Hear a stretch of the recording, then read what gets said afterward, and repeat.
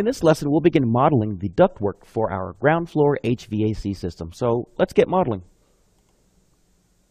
Okay, so now that all my equipment's in place, our next step is to get the ductwork in place. But before we do that, we need to let Revit know what's going on with our system. We need to establish a relationship between the components we just placed into our model. So to do that, I'm going to start off with all of my air terminals. So I'm going to click on one, and I'm going to up to the top right, we have a Create Systems tab, and under there's a Duct button. Click on Duct. When you do so, we'll get a window here where we can actually name our system here. So we definitely know we want this to be supply air since we're supplying warm and cool air to this environment. Let's give it a name here. I'm going to call this ground floor. Now that I have my title in place, I'll click OK, and you'll notice a dashed blue line around that element. That just lets me know that that is a system. So we need to edit the system and add more elements to it. So I'm going to edit the system underneath the System Tools tab. And let's add the rest of our registers here. Select this one, and the 3 that are in room 5. Perfect. Now that I have those selected, those are all my system elements. But within that system, there's also some equipment. And in our case, it's going to be our air handler unit. So underneath this Edit System, I'm going to go to Select Equipment. And I'm going to select my air handler unit. And once I have that set, I've got all the elements in my system selected. I'm going to click Finish System. So now I can highlight any one of those items and hit Tab, and you'll see the blue dashed line going around the entire system that we just created.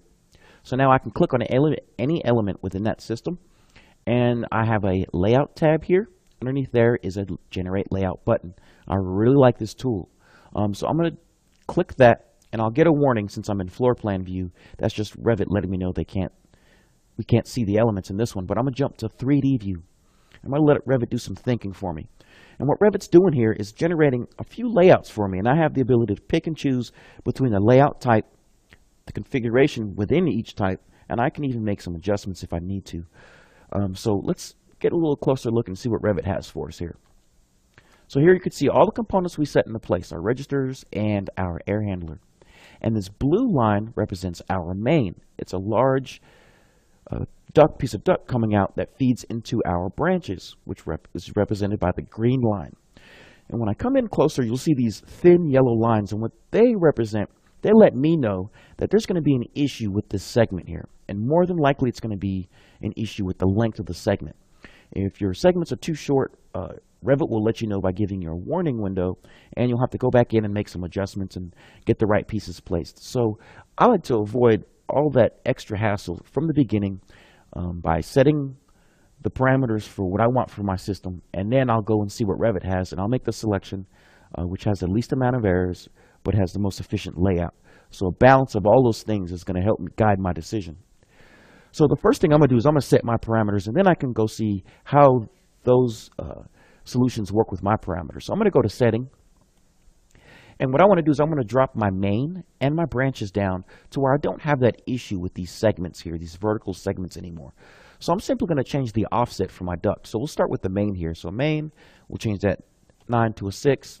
We'll come to branch, and we'll change this 9 to a 6. And I just simply changed my offset. My offset is based on what's going on my basement floor. So when I click OK, you'll notice that adjustment's been made. I'll kind of orbit around, and you can see now I have a nice distance in between my registers and what's going on with my branches in my main. But I still have a few issues in this one, and I don't want to have to go around and make additional adjustments. So let's see what Revit has for me here. So under Solution Type, this is our network solution, and under that we've got 4 configurations. So I can flip through here. You can see all the different configurations. Then another solution type is the perimeter, and that's basically exactly what it sounds like. It's a layout that goes around the perimeter of the space. Kind of follows the flow of your registers there, and we've got several options in there as well. And the last one is an intersections solution type. And again, I can thumb through these, and you can see exactly what's going on. There's a lot of intersections, so potential for some issues with corner pieces and things of that nature. So I'm going to see what's going on in the network solution type. I really like that one. And again, I'm going to look for something that has the least amount of errors and issues. So see what's going on with this number 2. And then to check this, I'm going to simply go in and orbit around and make sure I don't see any yellow warning lines anywhere, especially underneath my connection to my register and my branch or any of my corner pieces. So I think things are looking good, and I don't think we're going to have any issues with this system. And it looks pretty efficient the way it's set up as well. So once I'm happy with that, I'm going to click Finish Layout. And like magic, we've just created a nice HVAC system for our ground floor. One last step we can do just to make sure we are operating in the most efficient way. We can highlight that entire system we just placed, and I can see if Revit has a better option as far as the sizing of my ducts. We've already had Revit help us out with the layout. Let's see if Revit can help me with some of the sizing. So I'm going to highlight my system. Under Analysis, I'm going to go to Duct Sizing, and I want to go by velocity. So I want a system that isn't so noisy. So I don't want my air going through my ducts at too high of a speed, because then you'll be able to hear it throughout the house. So we can actually drop this 1000 FPM, let's say maybe 600. So I'll say OK. And Revit will automatically make that adjustment. So what Revit did was probably made some of my ducts a little thinner since we decreased that flow. So we've just really quickly created a really nice HVAC system for the ground floor. And all our connections are nice. So in the next lesson, we'll learn how to finish this out with some insulation, and we'll even run a couple of reports on the system to make sure it's running efficiently.